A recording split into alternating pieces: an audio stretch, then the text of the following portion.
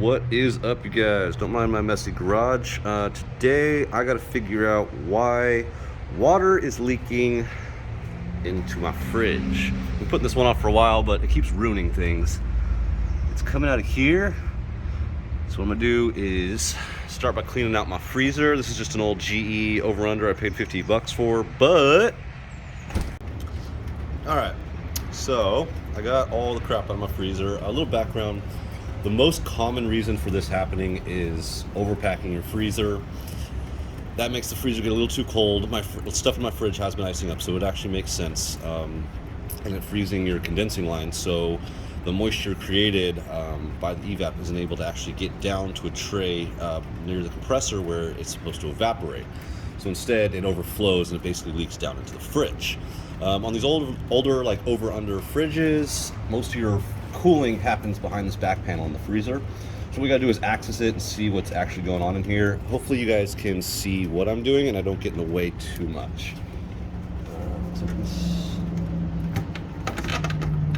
Clips. Looks like there's only 4 screws.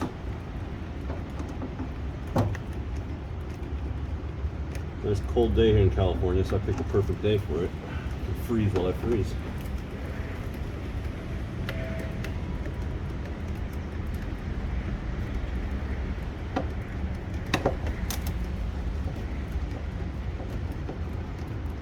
Probably gonna try to melt off some of this ice while I'm in here, and then try to organize my freezer to where I'm not blocking these vents quite as much. But it happened a few times since we got it. Like I said, it's only a $50 fridge, and this is just our garage fridge where we keep, drinks and extra shit. All right.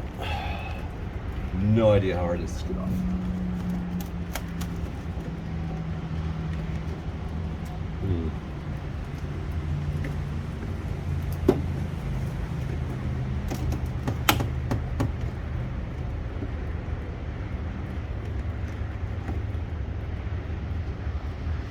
The base might actually be frozen. I'll be right back. Alright, so I was able to break it loose. Alright, so at this point I'm probably going to turn the power off. I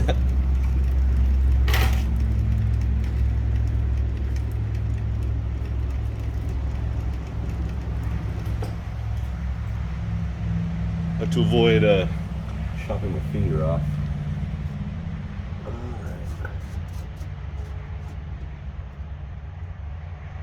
Alright.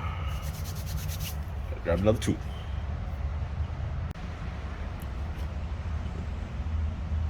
Okay, so obviously the design of each of these refrigerators is going to be a little bit different, so you got to kind of figure out how yours come apart. But as basis, they all work more or less the same. I assumed that the plastic is actually molded to the rear in some way, but no. Hidden screws. I had to break away the ice at the bottom to actually find it.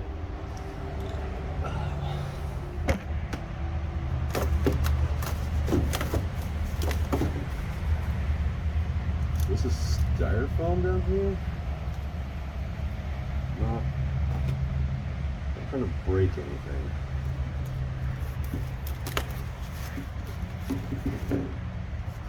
So this is where the cold air gets created back here. It's getting pushed down through this channel. A lot of it's coming out into the freezer and then it's moving down into the fridge through this port right here. So obviously I don't want to break the styrofoam.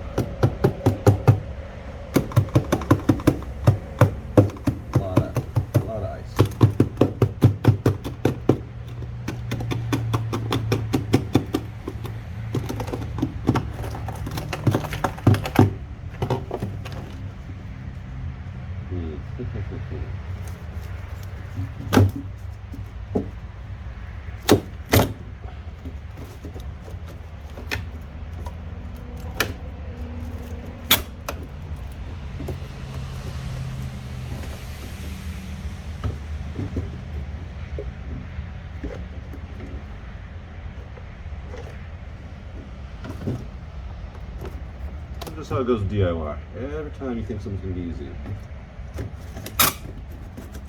turns out to not be.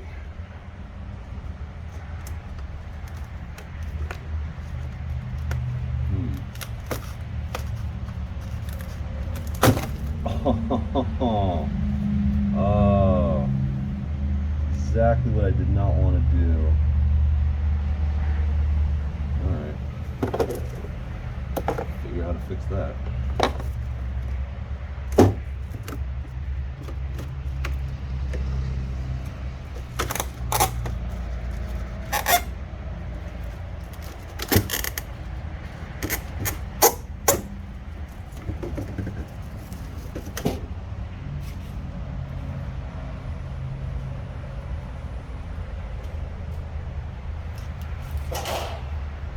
What we got in here?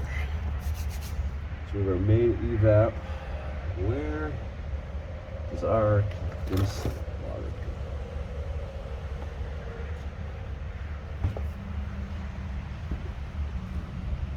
Short table problems.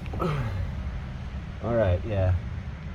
So the problem I'm having is along this back channel here, there's a hole, and that basically goes down through condensing line.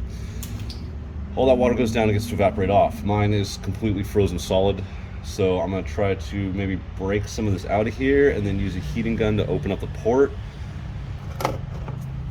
As far as this goes,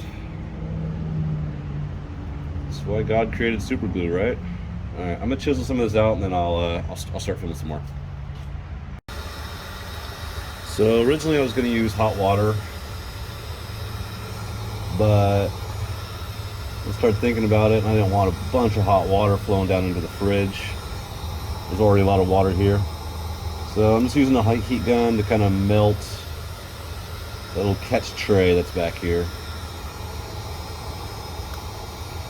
So what happens as the evaporator gets too cold, it'll basically go through a thaw cycle and all this water gets, that way your evap doesn't end up too iced up. I'm sure it's called something else. I'm not in the refrigeration technician business.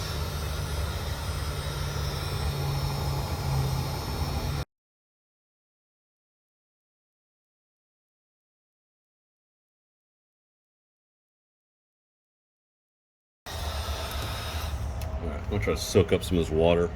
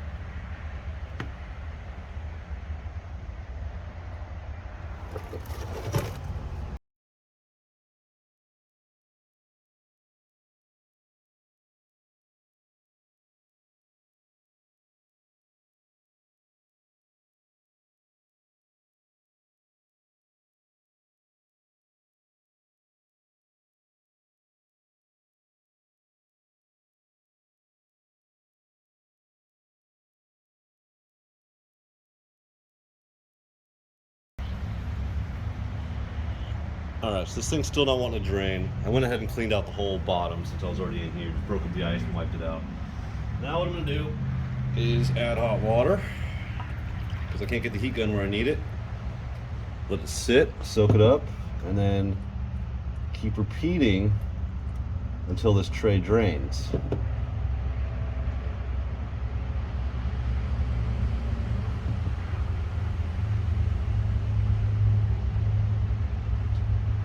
My best guess at this point. So I will keep doing this until something cool happens. Alright you guys, so this turned out to be an ordeal. I kept putting hot water in and nothing was happening. There's the hole. So I started digging around and I found where it comes out. It'll be hard to see right there. This line right here. It's a little P-trap. From what I can figure is some junk or stuff collected in the bottom of that little P-trap that it's got going on, and I could not get anything through it. So what I ended up doing was the DIY thing, improvised. Pardon the mess. Hook this bad boy up to this bad boy, stuck it down in the hole up here, and blasted through until it ran clean. We can do a quick test.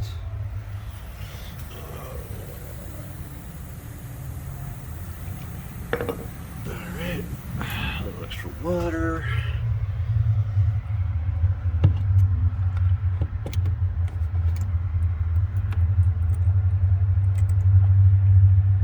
There we go. It's all flown down the hole. All right, I'll make a quick video, put everything back together.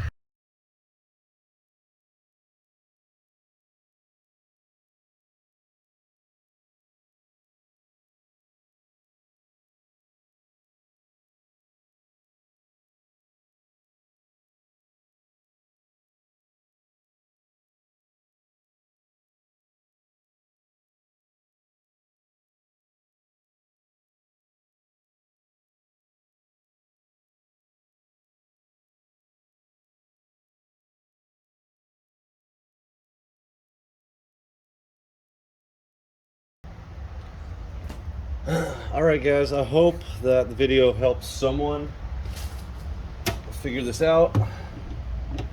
Like I said, it was initially the issue that I thought it was, but the cause was something else.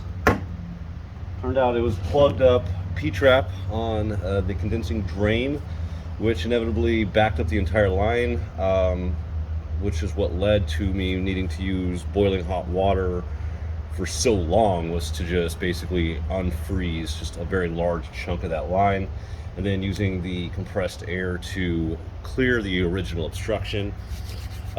This should work for most of these older style fridges. They all are pretty much designed exactly the same way. There's just gonna be some mild variances in the construction of this back panel that you're gonna have to figure out. Yeah, hopefully you guys like it. Please hit that like button, make sure to follow. Let me know if you have any questions.